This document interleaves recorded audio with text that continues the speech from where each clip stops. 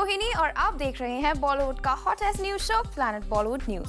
हम एक बार फिर हाजिर हैं बॉलीवुड की latest news and hot gossips लेकर। So let's start with today's headlines.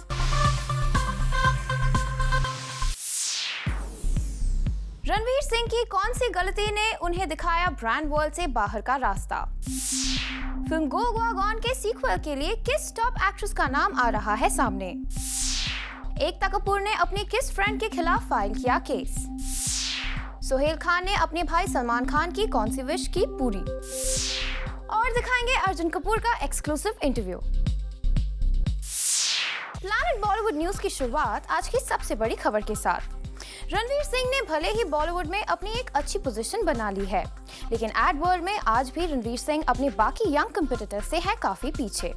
और जूम को पता चला है कि रिसेंटली एक बड़े ब्रांड ने रणवीर सिंह को कंसिडर करने के बावजूद उन्हें साइन करने से कर दिया है इनकार। क्या है रणवीर से एड वर्ल्ड की इस बेरुखी की वजह? Find out in our top story.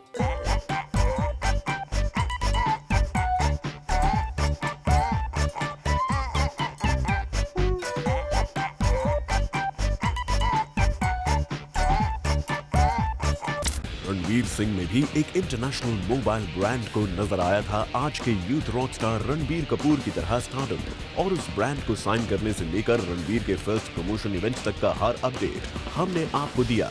ये भी बताया कि रणबीर सिंह ने कैसे इस मोबाइल वॉर में अपने सबसे क्लोज कंपेटिटर रणबीर की रॉकस्टार इमेज का मजाक बनाया था।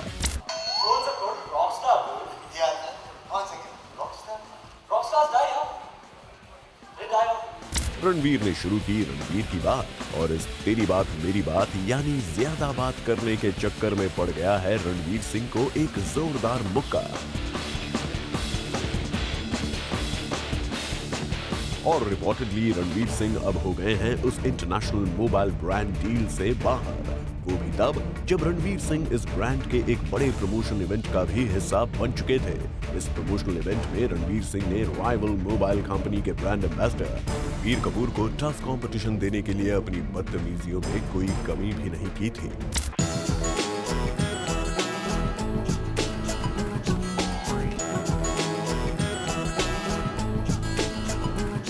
ऐसे में ये सवाल तो बनता ही है ना कि ब्रांड एंडोर्समेंट में इतने आगे तक बढ़ चुके रणवीर सिंह को आखिर कहां मिला ऐसा मोड़ जिस पर गलत टर्न लेकर वो मोबाइल ब्रांड्स को प्रमोट करने की एक बड़ी रेस से बाहर होते दिख रहे हैं।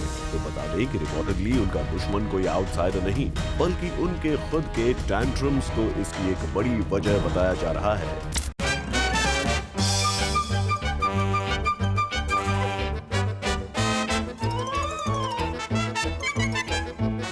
सोर्सेस की माने तो इस ब्रांड डील को साइन करने से लेकर अब तक रणवीर सिंह के इंटरफियरेंसेस लगातार बढ़ते जा रहे थे। वैसे अपने ब्रांड प्रमोशन इवेंट में भी रणवीर ने अपने लाउड सेंस ऑफ ह्यूमर और बदतमीजियों से रणबीर कपूर जैसा मैजिक क्रिएट करने की कोशिश की थी। इस इवेंट में भी सारी लाइमलाइट खुद ही ले जाने की भूख नजर आ रही थी रणवीर में, और लगता है कि यही भूख उनके अब तक की सबसे बड़ी ब्रांड डील को ही खा गई है, क्योंकि बताया जा रहा है कि रणवीर के नखरों और इंटरफियरेंसेस के चलते उस ब्रांड ने रणवीर सिंह को नमस्ते कह दिया है।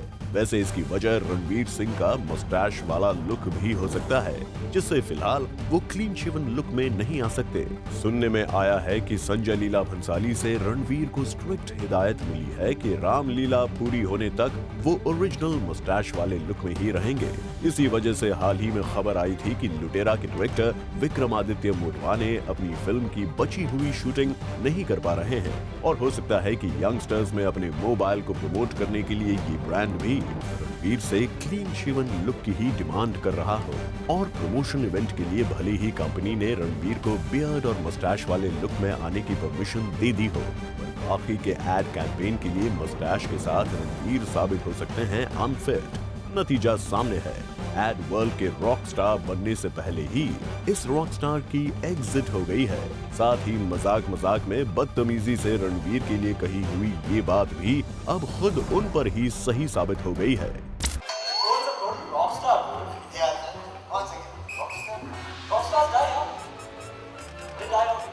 Bureau report, zoom, Mumbai.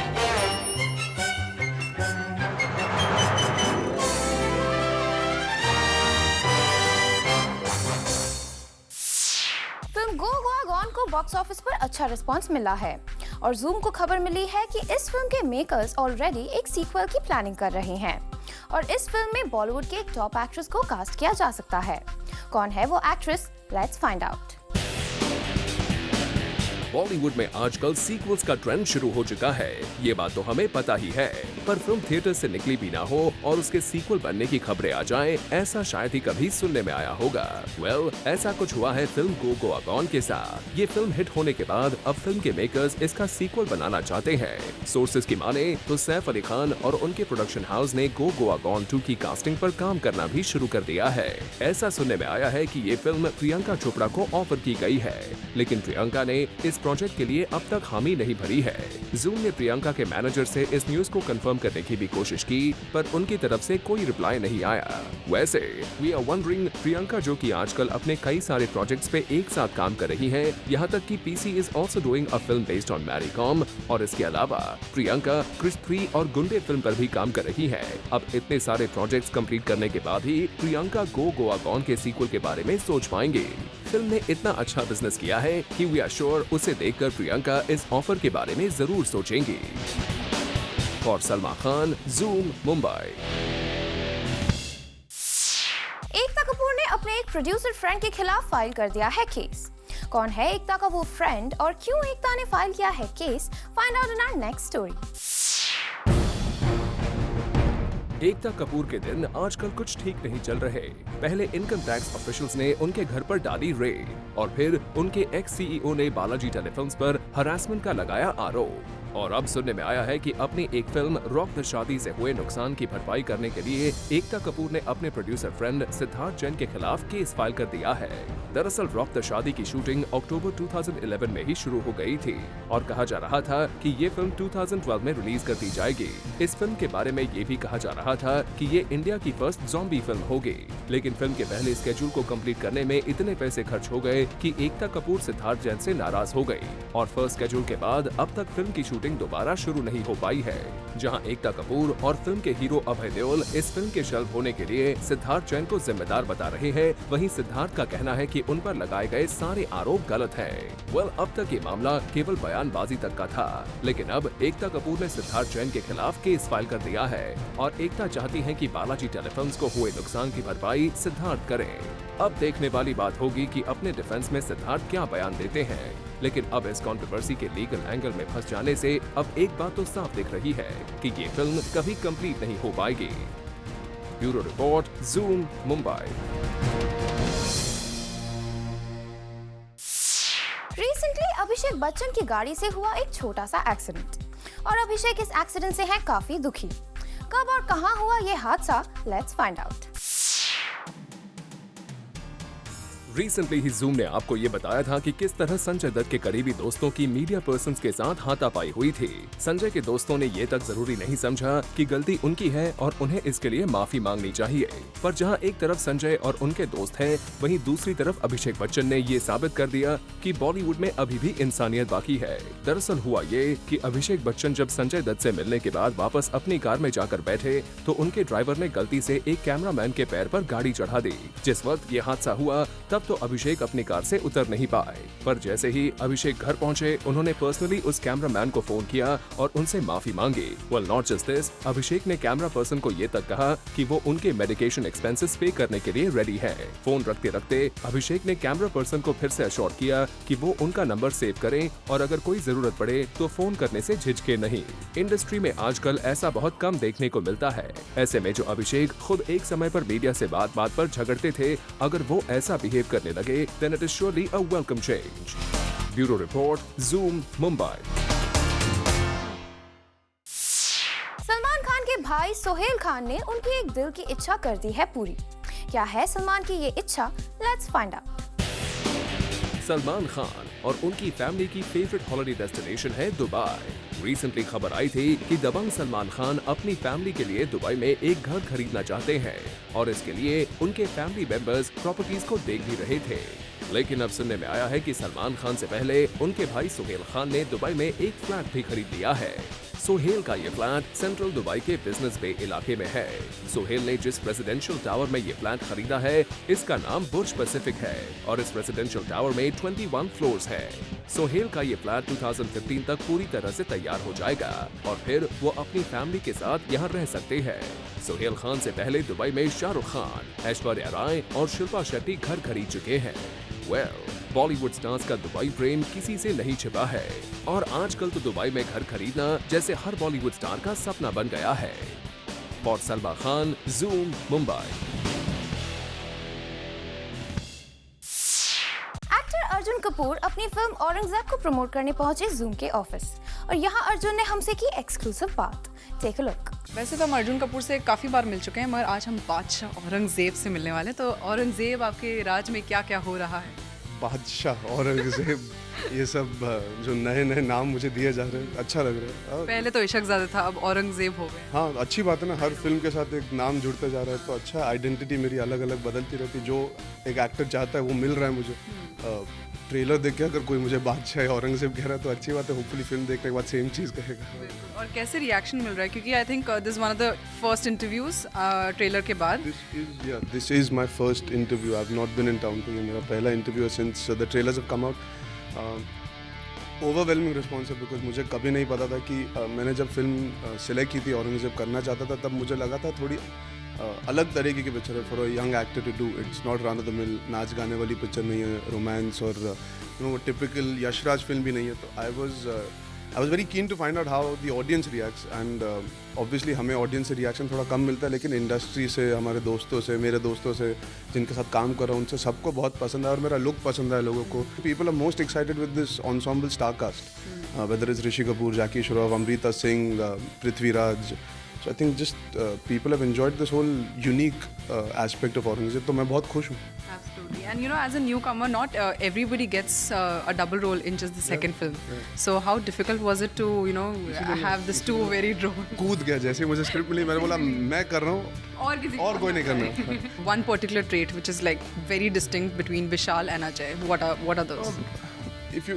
When you see the film, you'll realize there's a walk which is different. Ajay always wants to be the center of attention. जब वो कमरे के अंदर घुसेगा, वो हमेशा बीच में जाके, as in it might not register to everybody, but that is how I analyzed it. He'll always walk in to be the center of attention in a situation, in a scenario. Vishal will always try and blend into the crowd or be at the corner. Very minor things. I mean, when people see the film, hopefully उनको ज़्यादा अंदाज़ा होगा, because ये चीज़ें एक actor सोच के करता है, होपफुली दुआ करता है कि ऑडियंस पकड़े इन सब चीज़ों को। तो मैं ज़्यादा बोलना नहीं चाहूँगा। I'd rather let people see it and enjoy it for what I've tried to do and what we've tried to achieve with these characters. And if you have to talk about Arjun, you demand attention or you don't demand attention? You're center of attention, that मेरे सब मुझे देखो please. आपको क्या लगता है? आप बताइए, मैं क्यों बोलूँ? Yeah, honestly, it's quite a contradiction to being an actor. I don't really enjoy the attention too much. I love being on a film set. The social scenarios में I'm not like that. You're not like that. I mean, you don't demand attention कि हाँ सब मुझे देखें। मैं थोड़ा media से भी डरता हूँ. I'm not very fond of. Doesn't look like, you know, थोड़ा बहुत जितना interact किया, but doesn't look like that you want to be away from the media. But it's not like I'm over the top and I'll be in front of the media all the time. I'm quite happy being in my own space. So if you ask me personally, I'm not completely the in your face loud kind of person. I'm not always wanting to be the center of attention. I like to blend in and merge. That's more fun. You can observe a lot more. Come back to Aurangzeb. How was it working with the veterans like, you know, Rishi Kapoor and Jackie Shroff, Amrita Singh? So how was it? You know, honestly, that's one question which I've been asked so many times, and I can only say one thing. It's a learning experience to work with all these actors. And I always say this, इशकजादे में मैं सबके साथ काम कर रहा था, सब नए थे. There's a different energy on set, there's a different understanding of things, there's a different way you do scenes. To work with all these fine actors, they understand acting so much more easily and much better. And a director just has to tell them so much and they can change everything around there. So it's amazing to just watch them at work. And you have to be prepared as an actor to be around them, because they're not going to give you many opportunities. They're so good. वो एक दो take में scene खत्म हो जाता है. तो obviously there's an evolution from इशकजादे to today working in Aurangzeb with whether it's Chintu uncle, Jackie uncle, and these are all people I've grown up in front of. So for me, it was a different world altogether. Suddenly, जिनके साथ मैं जिनके पैर छूता हूँ short सुबह suddenly उनको बोलना है good day, I have to suddenly talk. So it's a little strange, but they don't let that get to them, as in they don't take themselves so seriously. That's another nice part after so many years being in the industry. All of these actors, including whether it's Sikandar and Prithvi, and even people who are younger, Prithvi is 80 films old in the South, and just the humbleness and the sincerity that he came to work with it teaches you so much offset as well as in front of the camera. Yes. They don't take their stardom seriously beyond a point. They don't become अरे हम तो ऐसे करेंगे हम तो, and that's so nice to watch because that makes you realize how much you have to achieve and still be grounded in life. So I've learned a lot offset and onset with these people around me. Apart from Aurangzeb, you also have 2 states and Gunde. So how are both the films shaping up? Fantastic. I've just finished a schedule for 2 states in Ahmedabad. We shot in IIM. It's a beautiful campus, and it was a pleasure working on that set. It's still, I've only shot about 30-35 days of it. We still have a good amount of shooting left. Gunde I've shot about 60 odd days, and it's been an absolute blast. So both the films are shaping up really well, fingers crossed. But right now I'm just getting into the groove of promoting Aurangzeb. So there's a lot happening in my life, but I'm happy. On that note, thank you so much and all the best for Aurangzeb. Thank you. Thank you. Recently, Femina Miss India 2013 के winners ने Femina magazine के लिए किया photoshoot. Come, let's take a sneak peek to this photoshoot. The winners of Femina Miss India 2013 had a photo shoot for Femina magazine. और इसी shoot की झलक हम लाए हैं आपके लिए, where all the gorgeous ladies were looking stunning in their hot attire.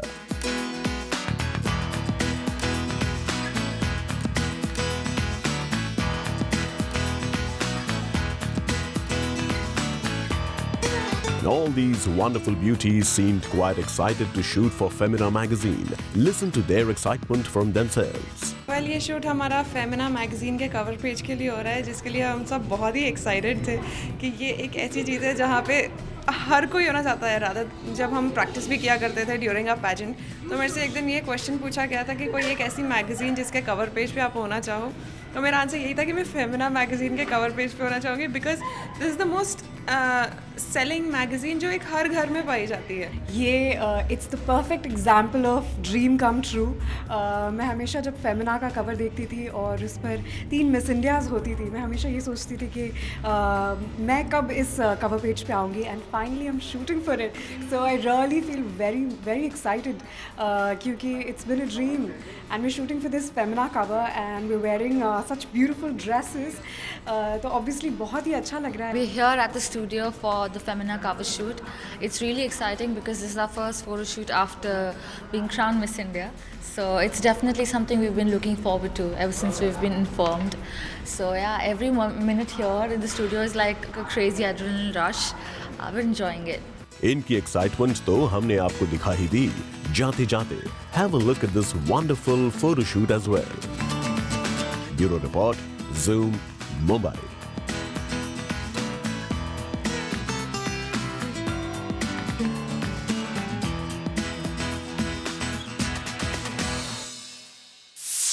और जाते जाते आपको दे देते हैं एक इंटरेस्टिंग अपडेट.